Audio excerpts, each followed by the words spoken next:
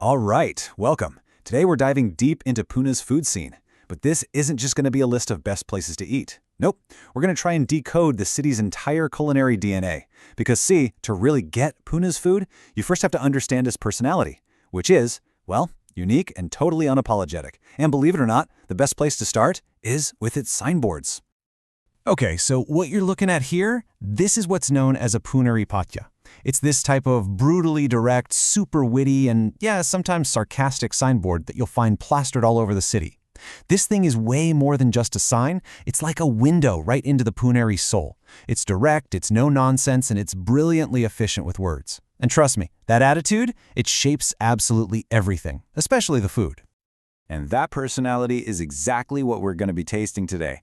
See, Pune's food culture is a direct reflection of this attitude. It's not really about fancy frills or, over-the-top service. It's all about tradition, authenticity, and just serving up incredible food, no apologies needed. So let's start our journey right where the city does, with breakfast. Now, in Pune, the morning is pretty much defined by two culinary giants. In one corner, you've got the fiery, complex misal pav. And in the other, you've got the simple, comforting embrace of bun maska and chai. This isn't just about what you feel like eating. It's a statement about how you want to kick off your day. So, misal pav is arguably the heart of a Maharashtrian breakfast. It's this incredible spicy curry made from sprouted moth beans, and it's topped with all this crunchy stuff called farsan, some onions, and served with soft bread, or pav. But here's the thing. Asking where's the best misal in Pune, well, it's kind of like starting a civil war. Seriously, everyone has a fiercely defended opinion. And yeah, the debate gets heated. I saw local on Reddit just put it perfectly. They said, unpopular opinion, Badekar Masal and Kataker are overhyped. And that just captures the passion completely, right? The most famous places might get all the tourists, but the locals, oh, they have very different ideas. So what's a true masal lover supposed to do?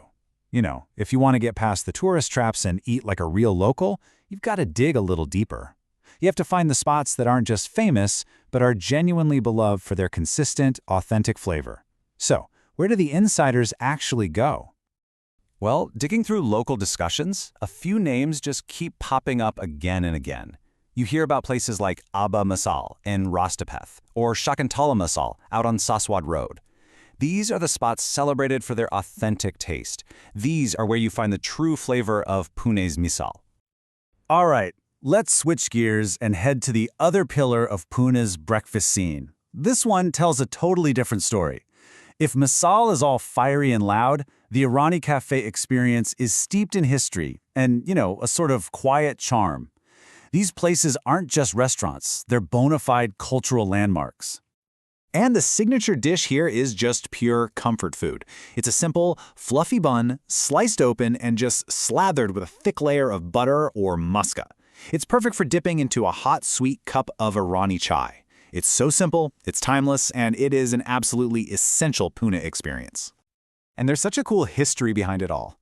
These cafes, places like the iconic Cafe Good Luck or Vuhuman Cafe, they were actually founded by Iranian immigrants who made Pune their home way back when.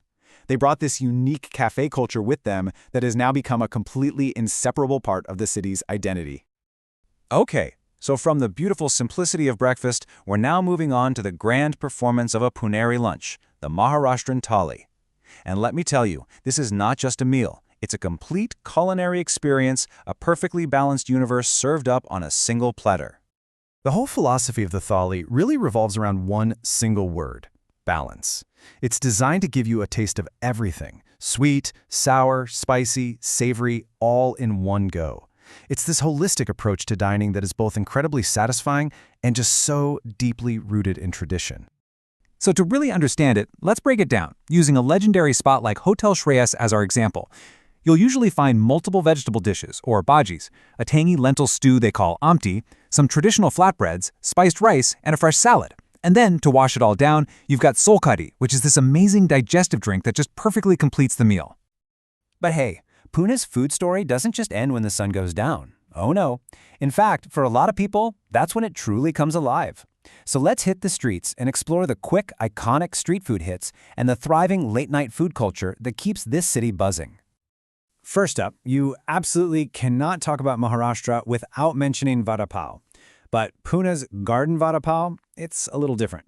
The vada, the potato patty, is uniquely flat, and it's served with this really distinctive sweet and minty chutney that just sets it apart from any other version you'll ever try. Next up is a true Pune icon. It used to be called Burger King, had to change its name, but its reputation, that remains. This place is famous for serving these absolutely massive burgers for an incredibly low price. I mean, the taste is good, sure, but it's the sheer size and the value that have given this place its cult-like following. So what happens if you're hungry after midnight, like 2 or 3 in the morning? Well, unlike a lot of cities that just go to sleep, Pune's food scene is made for night owls. There are legendary spots that open their doors right when everyone else has closed theirs. For instance, there's a place called Amruteshwar Bhuan that's famous for serving steaming hot poha to huge crowds at 3 a.m. The area around Pune Station is just filled with carts making delicious egg bourji. And then you have spots like Jayashri Garden serving up pav bhaji until 4 in the morning. It proves one thing for sure. In Pune, you will never, ever go hungry, no matter what the hour is. So we've covered the breakfast debates, the grand thalis, the midnight snacks. We've seen how Pune's food is so deeply connected to its personality. So what does it all really add up to? So what is the true flavor of Pune? Because you're not going to find it in a single dish. Nope. You find it in the combination of all these incredible experiences. It's the taste of history, right? Of migration and settlement, all captured in that simple act of dipping a buttery bun into sweet chai at a century-old Irani cafe. It's the passion of its people. It's a fiery debate served right there in a bowl, where every single local has an unwavering opinion on who makes the absolute best misal in town. And I think most importantly, it's the taste of that wonderfully unapologetic, direct, and witty culture we saw in those signboards right at the very beginning. The food is just like the people. It's honest, it's packed with character, and it's completely, utterly unforgettable. So, we've laid out the map for you, from the hidden gems to the late-night legends. We've shown you not just what to eat, but how to understand it. So now, the only question left is, where will your food quest begin?